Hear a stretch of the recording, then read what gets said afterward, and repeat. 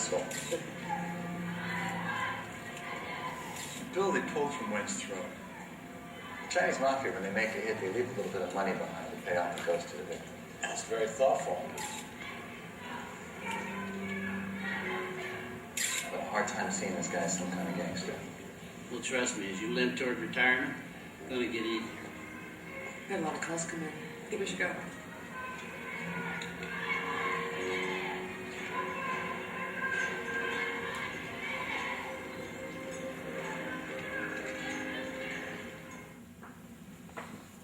Pause, please.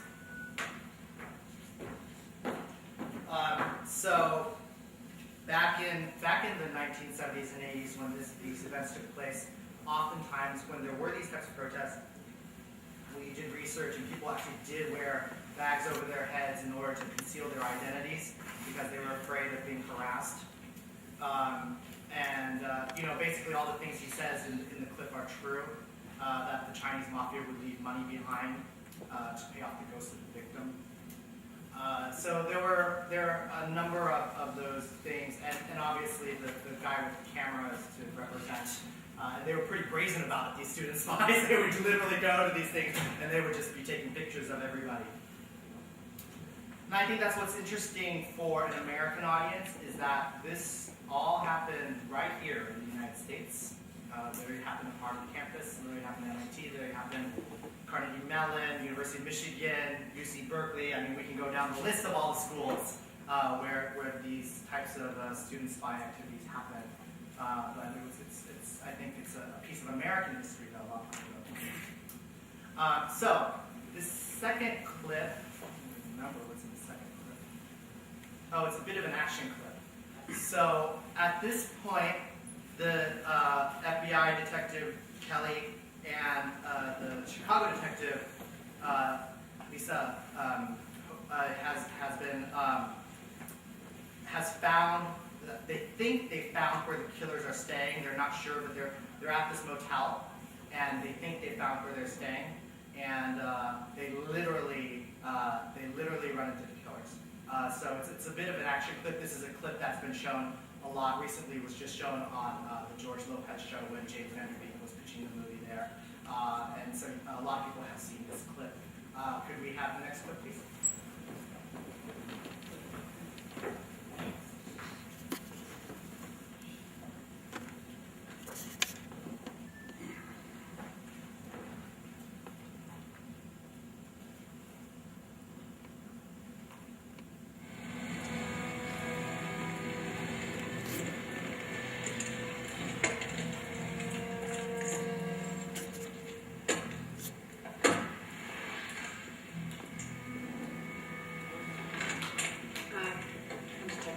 Chicago Police Department.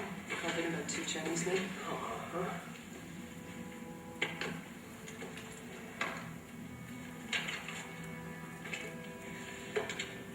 That's them. David Wu, James Lee.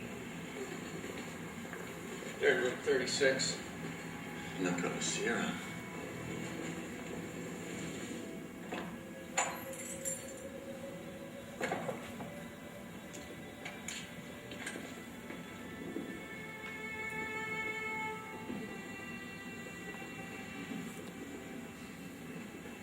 Here.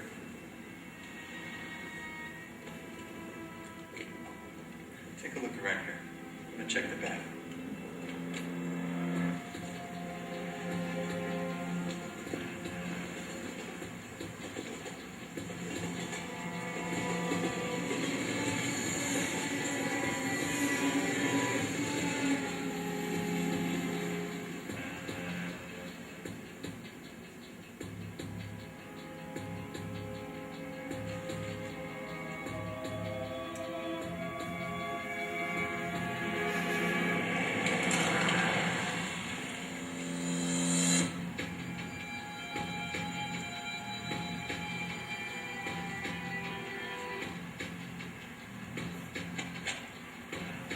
Lisa, bring 2 bikes out here. Let's get some backup.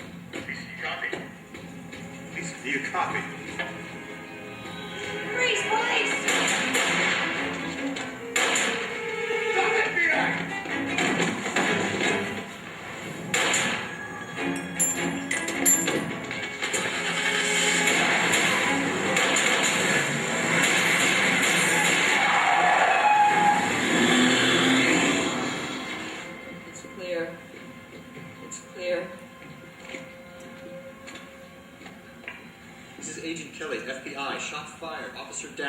229 West Cicero, Route 36. So, did you find anything? Doesn't hurt that much, actually. They're in Taipei. A couple Sierra was found this morning in an abandoned tire factory on the south side. She was right. Oh, Lisa. The car was running from O'Hare 2 days before Wynn was killed. By James Lee. The same James Lee bought a ticket to Taipei. Paid cash for it. The second ticket was for David Wu. so these guys flew out of O'Hare? Passport control had these sketches? How the hell did they get out?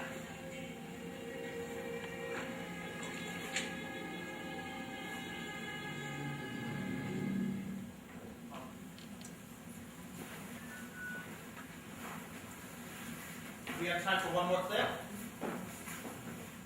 Yeah, we do? Excellent. So, this last clip is what we call our, I don't know what we could call it. This was the big money scene. So, as I said, the film alludes to certain major events in Taiwan history. One of those events was something known as in Chinese it's known as the Meili Gao. In English it's known as the Kaohsiung incident. Basically there was a pro-democracy rally in the southern city of Kaohsiung where over 10,000 people came, and the army was called in to shut it down.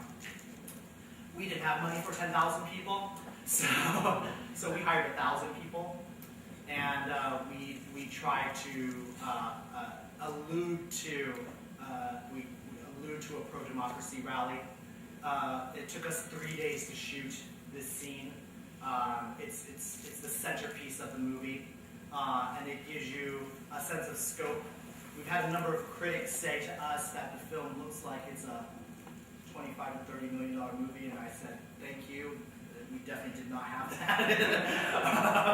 But one of the major reasons is because of this scene, because this scene would have cost us a lot if we had shot it in Taiwan or if we had shot it here in the United States. So, so without further ado, this is a scene. So basically, our agent is sent to Taiwan after the killers get there, and he's basically told 3 versions of the truth.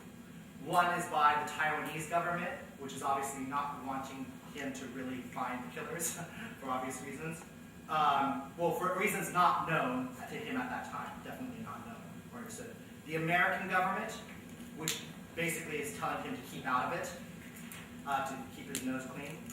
And then he's led down kind of the rabbit's hole by a Taiwanese democracy dissident, played by myself, who takes him from Taipei down to Kaohsiung, and introduces him kind of to the world that's beneath what he's been shown by the government, by the Taiwanese government, and by the American government.